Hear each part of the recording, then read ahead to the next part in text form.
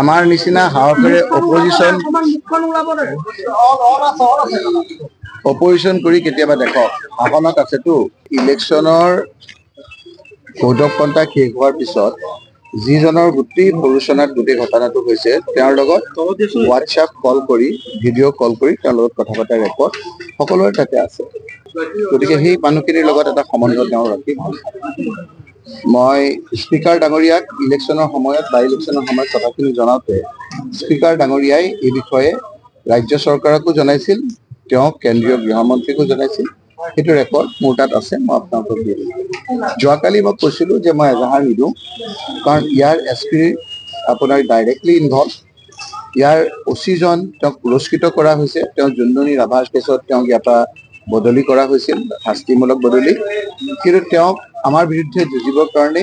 আমাৰ বিভিন্ন ৰেগিং আদিত বাই ইলেকশ্যনত তেওঁ সহায় কৰিলে আৰু যোৱাকালিতো ডেককৈ তেওঁৰ ফোনৰ পৰাই গোটেইখিনি আপোনাৰ ধাৰাবাহিক আপোনাৰ বিৱৰণ দি আছে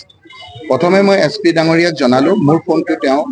ব্লক কৰি থৈছে মই এজন সাংসদ গতিকে মই মোৰ ল'ৰাৰ ফোনৰ পৰা তেওঁক কৰিলোঁ যে মই বৈধভাৱে অনুমতি লোৱা মিটিংখনলৈ গৈ আছোঁ সেই মিটিংখনলৈ মই গৈ থকা অৱস্থাত মই তেওঁ ক'লে যে মই OC-ক কৈছোঁ OC আপোনাক মিটিঙলৈকে লৈ যাব সেইমতে মই OC-ক আপোনাৰ OC-ক মই ফোন কৰিলোঁ প্ৰায় 4:23 মান বজাত মোৰ ফোনটো চাওঁ মই দেখাই দিওঁ 4:23 মান বজাত মই তেওঁক ফোন কৰিলোঁ তেওঁ ক'লে যে মই ঠিক ৰূপহী তিনিআলিত আছোঁ আপুনি আহক ইয়াৰ পৰা আমি লৈ যাম যি ৰূপহী তিনিআলিত মই গৈ পেলাই যেতিয়া পাওঁ তেওঁ কয় যে মই ৰূপহী তিনিআলিত নাই মই আৰু আগুৱাই পেলাই আছোঁ অৰ্থাৎ যিখিনি ল'ৰাই আক্ৰমণ কৰিছে বুলি কৰিব বুলি আমি জানিছিলোঁ বা তেওঁ ৰক্ষণাবেক্ষণ দিব বুলি ভাবি আমি মিটিঙলৈ গৈ আছিলোঁ তেওঁ সেই ল'ৰাখিনিৰ লগত কথা পাতি তাৰ ৰাতি দূৰত গৈ পেলাই পিছত আছে তেওঁ ভবা নাছিল যে মই কালি জীৱনতে তাত যাম আৰু সেইকাৰণে আৰামত তেওঁ ৰখি আছিল যেতিয়া ঘটনাটো হৈ যোৱাৰ পিছত মই এখন স্কুটিত তাত ওলালোঁ তেওঁ হতভম্ব হৈ তেতিয়াহে ধমাধম গাড়ীত উঠি পেলাই সেই অঞ্চলতে আপোনাৰ আধা ঘণ্টা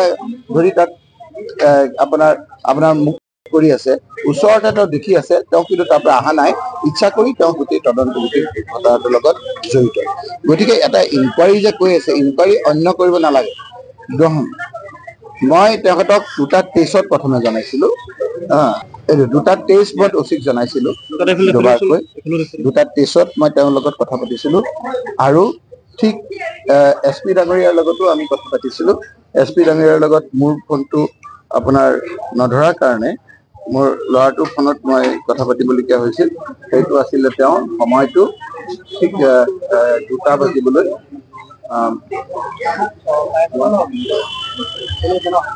এইটো SP নগাৰ লগত 147 তেওঁলোকে ধাৰা বিৱৰণী দি এই লোকসকলক যিসকল কুখ্যাত ডকাইত বিজেপিত কেইদিনমানৰ আগত আনুষ্ঠানিকভাৱে জইন কৰিছে আৰু মুখ্যমন্ত্ৰী ডাঙৰীয়া আহোঁতে তেওঁৰ আশে পাশে একেবাৰে তেখেতক ব্লেক কেটৰ নিচিনা যিকেইটা ল'ৰাই আছিলে সেইকেইটাক গভাইত আপোনাৰ ডকাইত কেইদিনমানৰ আগত তেওঁলোকে জেল হাজতৰ পৰা ওলাইছে বিজেপিত অংশগ্ৰহণ কৰি এতিয়া তেওঁ বিজেপিৰ ভেৰুণীয়া গুণ্ডাত পৰিণত হৈছে তেওঁ ভাবিছে দুটা কথা যে ৰকিবুল হুছেইন ভয় খাই ঘৰত সোমাই যাওক মই বৈতৰণি পাৰ হ'ব পাৰিম কংগ্ৰেছ এনেদৰে ভয় খাই যাব ৰাইজ ভয় খাই যাব এতিয়া মই সিদ্ধান্ত ল'ব লাগিব যে মই ভয় খাই ঘৰত সোমাই যাম নে মই ৰাইজৰ পক্ষত থাকিম মই সিদ্ধান্ত লৈছোঁ যে যিদিনালৈকে শেষ নিষ্ঠা থাকিব উশাহ নিশাহ ল'ব পাৰিম সেই দিনলৈকে মই বিশেষকৈ মোৰ মৰমৰ অতি মৰমৰ চামগুৰিবাসী ৰাইজ যিসকলে মোক ৰাজনৈতিকভাৱে তুলি তালি কেইবাবাৰো বিধায়ক কৰিছে মন্ত্ৰী হৈছোঁ মই আৰু সামগ্ৰিকভাৱে ৰাইজৰ ওচৰত ধুবুৰী ৰাইজেই নহয় ধুবুৰী ৰাইজৰ পৰা আৰম্ভ কৰি সামগ্ৰিকভাৱে আজি আপোনালোকে চাব যে কালি যদি ফেচবুক চাই মোক নামনি অসমতকৈ উজনি মানুহে বেছি আপোনাৰ সহানুভূতি দেখাইছে যে এনেধৰণৰ জংঘল আমি বিজেপিৰ সমৰ্থক কিন্তু আজি আমি এই কথাবিলাক দুখ পাইছোঁ এনেধৰণৰ বৰ্বৰ আমাৰ অত্যাচাৰী শাসন জংঘল ৰাইজ আমি কেতিয়াও আমি কাম্য নহয় তেওঁ কৈছে যেতিয়া প্ৰশ্ন কৰে কোনোবাই যে তেওঁ বোলে বগা কাপোৰ কোলা কাপোৰ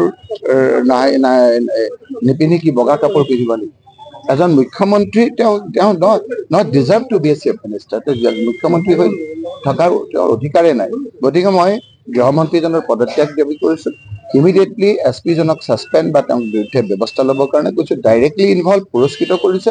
আৰু OC-টো আপোনাৰ ডিছমিছ কৰিব লাগে, কাৰণ তেওঁৰ জোনমণি ৰাভাৰ পৰা আদি কৰি তেওঁ এনেধৰণৰ কুকাৰ্যত তেওঁ জড়িত। গতিকে আমি এই ক্ষেত্ৰত মই আজি যোৰহাটলৈ যাম। যোৰহাটৰ পৰা আহি পেলাই বোধহয় মই আজি যিখন এজাহাৰ মই দিবলৈ খোজা নাছিলোঁ, মই স্পীকাৰক যিখন দিম সেইখনৰো মই পুৰা দি আছিলোঁ, কাৰণ স্পীকাৰে এজাহাৰত যিখিনি আছে মই কেইবাজনৰো কৰিছোঁ। মই প্ৰায় আপোনাৰ মই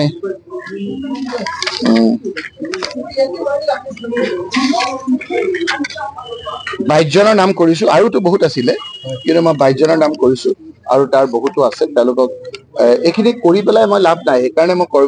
কৰিব খোজা নাছিলোঁ, কাৰণ এই SP-ক বহুত আপোনাৰ এজাহাৰ দিছোঁ। কিন্তু মোক দিল্লীৰ পৰাও ক'লে যে কি এজাহাৰখন দি ৰেকৰ্ডটো ৰাখ, সদায় দিন নাযায়, আমি এই পাতবিলাক ওলোটাই চাম, আজিৰ তাৰিখটো কেৱল মনত ৰাখিবা। মই ডায়েৰীত গৈ কথাবিলাক লিখি ৰাখিম, এইখন পেষ্ট কৰি ৰাখিম, এটা এটাকৈ ইয়াৰ আমি বিচাৰ নিশ্চয় ৰাইজে ল'ব। সদায় এনেকুৱা দিন নাযায়, অত্যাচাৰী শাসকৰ উৰ পৰিব, আৰু এইবিলাকৰ শাসনত আমি আজি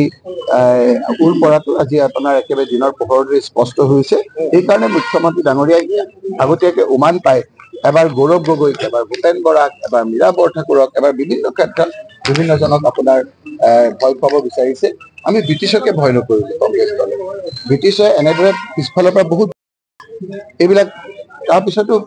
আপোনাৰ ভাৰতবৰ্ষৰ ৰাইজৰ প্ৰচেষ্টাত কংগ্ৰেছ দলৰ যোগেদি আমি ব্ৰিটিছক ইয়াৰ পৰা খেদাব পাৰিম। এইটো মোৰ কথা নহয়, অন ৰেকৰ্ডত প্ৰাক্তন এজন DGP-য়ে অন ৰেকৰ্ড, পুলিচ ৰেকৰ্ডত আছে, মই কোনটো ক্ষেত্ৰত মুখ্যমন্ত্ৰী ডাঙৰীয়া আপোনাৰ কৃতকাৰ্য হৈছে কওকচোন। আধাখনীয়া কাম, তেওঁ কোনটো কাম পুৰা কৰিছে? প্ৰথম ক্ষমতা পায়ে ক'লে যে মই চেক কৰিম। আজি ড্ৰাগছৰ পৰিভৰ ইমান বাঢ়ি গৈছে, আপুনি যাৰ ঘৰত হৈছে কি বুজি পাইছে? যিসকল বেচে, যিসকলে খায়, সেইসকলক মুখ্যমন্ত্ৰী ডাঙৰীয়াই ব্যৱহাৰ কৰে, সেই পৰ্যায়লৈ গৈছে। চেক হৈছে নেকি? তথ্যই কি কয়? তথ্যই কয় যে আজি ভাল ঘৰৰ ল'ৰা ছোৱালীবিলাক আজি ড্ৰাগ এডিক্ট হৈছে।